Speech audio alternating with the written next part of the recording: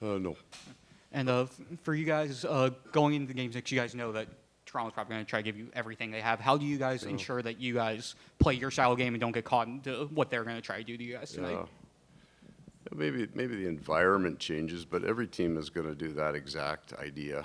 Ours as well, every single game, right? You're coming out and it's playoffs, so you're getting flat out the other team's very best.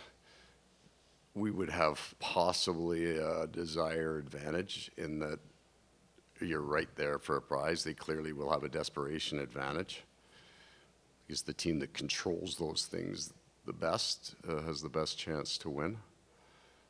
It's almost the same manifestation of what happens in a game. When you want it that bad, you start making plays to get it, right? You want to win the game every time you touch the puck, and when you've got that desperation, it's the same idea. You get it, you want to make something happen every time. So you want to control those emotions a little bit, keep the energy, and no secret plays.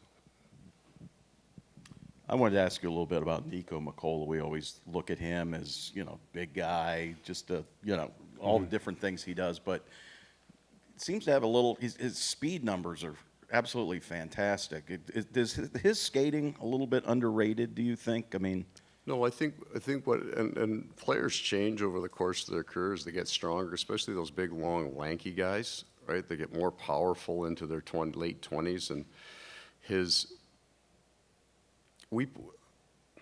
the better way to look at it might be when you take certain players and you play a different style of game where you give ice, right? Then agility becomes far more important.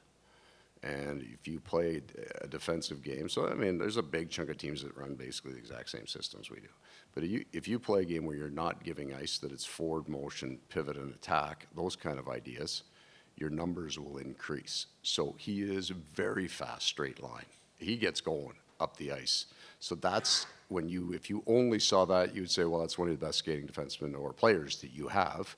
If you're in the smaller area, kind of that penalty kill idea, there are other smaller guys that kind of pivot and dart a little quicker in the agility area of this game. He's a very strong skater. It's just really noticeable in straight lines.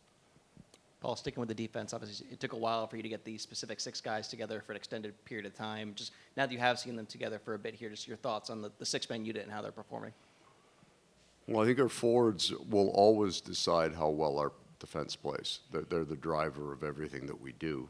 And then a little bit of chemistry, Forsling and Ekblad clearly are the pair that's been consistent. But the more time Jones and Mikkola play together, we've had enough time, I think, with Kulikov and Schmidt this year. So it's the middle pair there that it's kind of new. And then the playoffs will kind of put that learning curve in hyperdrive, right? So you're not going through a bunch of regular seasons games. The speed's different. It's just the speed of the game will force those 2 men to talk on the bench, to talk about who they'll get consistent reps normally against a certain line. So that's where we think we can get the biggest improvement quickly, is just playoff experience together. Paul, Nate Schmidt this morning said that he would have got a much different answer 3 months ago from him about playing with Brad Marchand. I'm just wondering what your answer would have been 3 months ago, and what's it like, getting to know him, and have you ever seen players unable to bury a hatchet when they become teammates after long careers? No, I've never seen that at all. I mean, the handshake at the end of a series is real. Like, they probably don't like each other in that moment. It's very heated, right? But they still find a way. There is a respect amongst heavier, harder players, right? They understand. I mean, we take as many hits most nights as we give, right? So everybody gets that. And I hope that I'm not trying to be a jerk about this, but we have taken potentially 1 or 2 events and seen them 12,000 times. They didn't happen 12,000 times. It happened once or twice. And then there is another 12,000 events. They're just really good hockey players skating around making plays. So I understand why we did. I mean, it's good for the game, right? People tune in, they want to see it. That's what this is all about, right? So I'm not admonishing anybody for showing Benny and Marshy going at it. but it doesn't happen as often as you might think. So when they get in the room, they're good. They have a good laugh about it because they're both hard men. Like, they're both competitive dudes. That's the first time I've viewed dudes at a press conference ever, I believe. And you can scratch that for me if you wouldn't mind. You said 3 months ago about Brad Marchand. Did I call him a dude?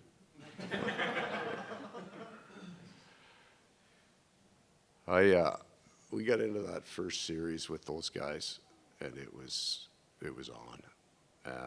And he gave an interview in one of the Boston papers. I got roasted by my daughter, by the way, because I said something about these other guys that never get into magazines. And she, Dad, nobody reads magazines anymore. Like, do you know how old that made you? Anyway, I read a paper, and it wasn't in a paper, it was online. Okay, well, I'd cleared that up. And he handled it so well. I was really, really impressed with his answers. I mean, he wasn't trying to be funny, he wasn't taking shots, he wasn't, like, it was nasty in that series, and he's, hey, they're playing hard, we're playing hard. Like, all of his quotes, I thought, were captain stuff, like great leadership. He could stand in front of the room, in front of both rooms, and have given those answers, and everybody would have went, yeah, that's right, that's exactly what's happening. So that would have been my first insight into him in something other than a hockey player. And then, you know, from a coach's point of view, there's probably only been a handful of players over the course of my career that I thought I really didn't have a lot of respect for the way they played. When we're coaching against him in the playoff series, I got an awful lot of respect for the way he plays, how hard he plays shift after shift, some of the things he would do with the puck, the chemistry. I mean, finding Bergeron on that dot over and over when we know they're going to do it. They still could do it. So I've had a really high respect for his game. Paul, I know you said no lineup changes for tonight, but just Evan was out on the ice during morning Yeah. skate. Just how's he progressing? Yeah, better. He's at a point that he can get on a skate. We're going to have a pretty good push here today, and then we'll monitor him tomorrow, see how he's at. Paul, you've talked a couple times about 13th forward, 7th man feeling part of it, part of the Yeah. culture. You've been in a bunch of different rooms. Like, what are the ingredients to create that where everyone feels part of? There's no like hierarchy within the group, and how can it go the other way? Like, what have you noticed about that? Well, this is kind of true. When you're I don't know, when you're on a team that's struggling a little bit, right? If you're grinding and you walk into the meal room, it's always the same players at the same tables. So all the old guys at one table thinking that if the kids were better, we win. It's all the kids at one table thinking one of the older guys retired because they're taking all their money. There's the disgruntled table that just hate you as a coach. And then there's a couple other tables, but then when you walk into this room, it's different every day. And I'm going to say, and it can't be one guy, it is the Barkov effect. You couldn't walk into a room, I don't believe, and if you didn't know anybody, and figure out who the best player was, just by the way they interact. We'll go back, so then I'll use guys from last year. You know, Ryan Lomberg and Josh Mahura were in on every joke, every chirp, everything. And if you were in the room, you say, "Oh, that guy's the captain, that guy's the assistant captain, right? The alternate captain." I don't think you can figure that out in our room by the way they treat each other. How rare is that? I've said this before. When I got the job, I called all the players and I kept getting off the phone going, "These guys are different. I mean, they are really unusual." Carter Verhaeghe was one of the first guys that I ended up calling. I wasn't doing it alphabetically. And we talked for a little bit, and it wasn't a hockey call. It was just an introduction call. And he probably spent 80% of the time telling me about the other players on the team. Wait till you meet this guy. He's unbelievable. You should see the shot. Or what an awesome guy. Wait. And that was kind of when I kept getting, these guys are different, right? And then started asking me, you got kids? How old are they? What are they doing? They're a different group of guys. It's wonderful to be around them.